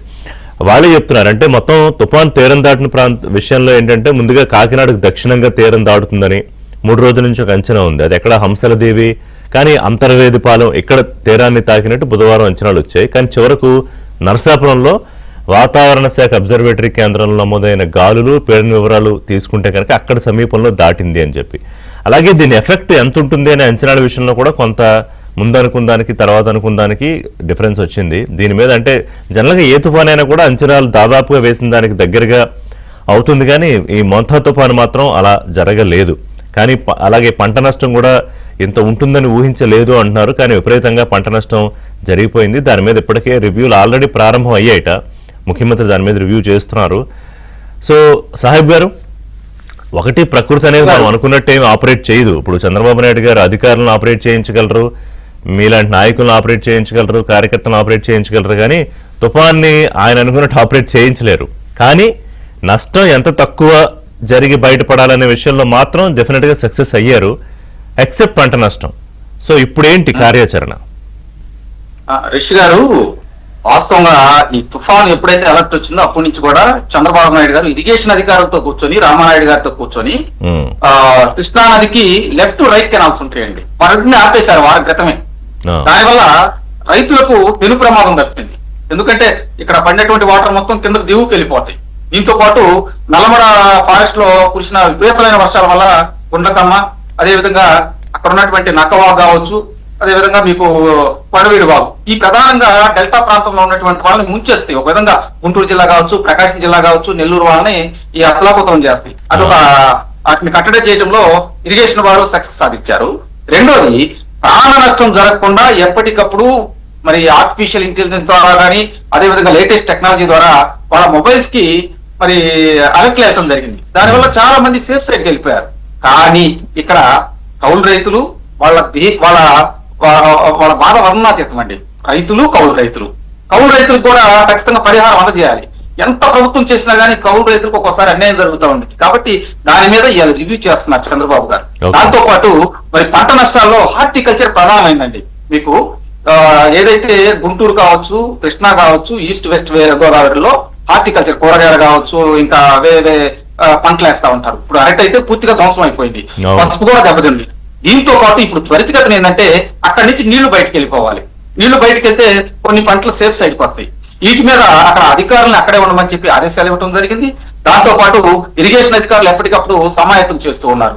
ప్రధానమైనటువంటి విషయాలు ఏంటంటే ఇప్పుడు గుంటూరు కావచ్చు, విజయవాడ కావచ్చు, అదేవిధంగా రాజమండ్రి, విశాఖపట్నం లాంటి ప్రాంతాల్లో కూడా వారం క్రితమే డ్రైనేజీలు మొత్తం క్లీన్ చేశారు. లేకపోతే అదొక పెద్ద ఉప్పెనలాగా వచ్చేదండి. ఈ ప్లాస్టిక్ పదార్థాలు డ్రైనేజీలో ఇరుక్కుపోవడం వల్ల ఎక్కడికక్కడ వాటర్ స్ట్రక్ అయిపోతుంది.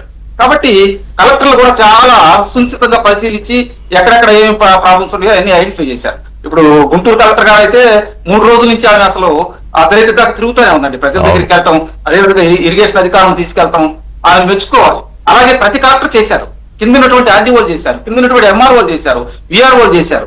కానీ ఇక్కడ వ్యవస్థ అంతా కదిలింది. వ్యవస్థ కదిలింది. కానీ ఇక్కడ ఇప్పుడు కేంద్రం వారి యొక్క సహాయ సహకారాలు ఈ రాష్ట్రానికి చాలా అవసరం. ఇక్కడ ఏంటంటే పంట నష్టం ఎంత మటుకు జరిగిందని చెప్పి ఖచ్చితంగా అది అంచనా వేయాలి. వాస్తవం ఏంటంటే తుఫాన్ వచ్చినప్పుడు కొంత ఎవరికి కనపడదండి, చూస్తే నీళ్లు ఉండటమో ఏదో. కానీ ఒక 4 రోజుల తర్వాత తెలుస్తుందండి ఆ పంట ఉండిద్దా లేదా అనేది. ఎందుకంటే ఆ ఏర్లలో నుంచి పురుగులు రావటం, అదేవిధంగా పంట మొత్తం మాడిపోవటం ఇవన్నీ ఉంటాయి. కాబట్టి ఖచ్చితంగా అంచనా వేసి అక్కడ రైతులకి సహాయం చేయాలి. దీంతో పాటు మత్స్యకార కుటుంబాలు దాదాపు 15 రోజుల దాకా వేటకి వెళ్ళలేరండి. ఎందుకంటే వెళ్ళినా కానీ వాళ్ళకి చేపలు పడవు. కాబట్టి ఆ కుటుంబాలను ఆదుకోవాలి. ఇంకొక విషయం ఏంటంటే ఈ కుటుంబాలన్నిటితో పాటు రైతు కూలీలు ఉంటారండి. రైతు కూలీలు చాలా ఇంపార్టెంట్ అండి. ఎందుకంటే వెళ్తే తప్ప నడవదు. అవును, ఈ 15 రోజులు కూడా వాళ్ళకి పనులు ఉండవు. ఎందుకంటే రైతు ఎదురు చూస్తూ ఉంటాడు, అరే ఇది బాగుపడిద్దేమో, ఈ పంట ఏదైనా ఉంటే దాన్ని మనం పండించుకోవడానికి అవకాశం ఉంటుందేమో అని చెప్పి నీళ్లు బయటకు కొట్టడం అవన్నీ చేస్తూ ఉంటారు. కాబట్టి ఎన్ని సిచ్యువేషన్ లో భాగంగా చాలా జంతువులు కూడా చనిపోయినాయి అంటున్నారండి. గేదెలు కావచ్చు, కోళ్లు కావచ్చు. పౌల్ట్రీ రంగం కూడా దెబ్బతింది. ఇక్కడ ఇందాక ఆక్వా రంగం అని చెప్పుకుంటున్నాం, పౌల్ట్రీ రంగం దెబ్బతింది. ఇటువంటి తుఫాన్ల వల్ల పౌల్ట్రీ వాళ్ళు కూడా అతలాకుతలం అయిపోతారు. ఎందుకంటే కోస్టల్ పరివాహక ప్రాంతంలో పౌల్ట్రీ ఎక్కువ ఉంటుందండి. అవన్నీ షెడ్లు పడిపోవటం కానీ, ఇప్పుడు కోళ్ళ కంట్రోగాలు వస్తాయి. ఇది అయిపోయిన తర్వాత కోళ్ళ కంట్రోగాలు ఇవన్నీ అంచనా వేయాలంటే మామూలు విషయం కాదు. పాండమిక్ వచ్చిన తర్వాత 4-5 రోజుల కేంద్ర బృందం వచ్చింది. ఇక్కడ ఉన్నటువంటి అధికారులతో కలిసి వాళ్ళు పర్యటిస్తారు, ఎక్కడెక్కడ ఏమేమి దెబ్బతింది అనేది ఒక అంచనాకు వస్తారు. కానీ 1 వీక్ తర్వాత ఉండేటువంటి అంచనాలు తీసుకోవడానికి బహుశా ఎవరు రాలేదనుకోండి, అక్కడ రైతులు తీవ్రమైనటువంటి నష్టపోతారు. చంద్రబాబు గారు ఎన్ని ఈ రోజు ఆలోచిస్తున్నారండి. ఇప్పుడు తీసుకున్న నిర్ణయాల్లో ఏంటంటే సాహెబ్ గారు 24 గంటల్లో రేషన్ పంపిణీ ఆల్రెడీ ప్రారంభించారు, అది పూర్తి చేయమని ఆదేశాలు. 5 రోజుల్లో పంట నష్టంపై నివేదిక ఎట్టి పరిస్థితుల్లో ఇవ్వాలి. ఒకటి నేటికల్లా అంటే 1 రోజులోనే రోడ్లపై గుంతలు పూడ్చాలని ఆదేశాలు. అలాగే మృతుల కుటుంబాలు ఎవరైతే ఉన్నారో తక్కువ మంది కూడా వాళ్ళకి 5 లక్షల రూపాయలు ఇవ్వాలి అని చెప్పి, అంటే ఇంత యుద్ధ ప్రాతిపదికన వార్ ఫుటింగ్ జోన్ మీద మళ్ళీ నార్మల్సీకి తీసుకురావాలని ముఖ్యమంత్రి ఆదేశాలు. సో విల్ హోప్ అలాగే జరుగుతుందని. అలాగే ఈ రైతుల విషయంలో కూడా మీరు చెప్పారు, అలాగే రజనీ గారు కొన్ని పాయింట్లు, డివిఎస్ గారు కొన్ని పాయింట్లు చెప్పారు. కాబట్టి దాని మీద ముఖ్యమంత్రికి చెప్పక్కర్లేదు. అయితే ఈ ఆర్థిక పరిస్థితులు అవి కొంచెం అంచనా వేసుకుని సహాయం చేయడం, అలాగే కేంద్రం నుంచి కూడా ఖచ్చితంగా ప్రధాని ఆల్రెడీ ముఖ్యమంత్రి గారితో మాట్లాడారు. కాబట్టి ఈ తుఫాను సందర్భంగా వారు కూడా కాస్త సహాయం అందిస్తారని ఆశిద్దాం. ఈ మధ్యలో దృష్టి పెట్టాల్సింది ఏంటంటే ఇదిగో ఈ బురద బ్యాచ్ మీద, ఆ ఫేక్ పోస్ట్, ఈ పిచ్చి పైత్యపు రాతలు వాటి మీద కూడా దృష్టి పెట్టాలి. చూద్దాం ఏం జరుగుతుంది అనేది. Thank you very much DVS గారు, సాహిబ్ గారు, రజనీ గారు. ఇది ఇవాల్టి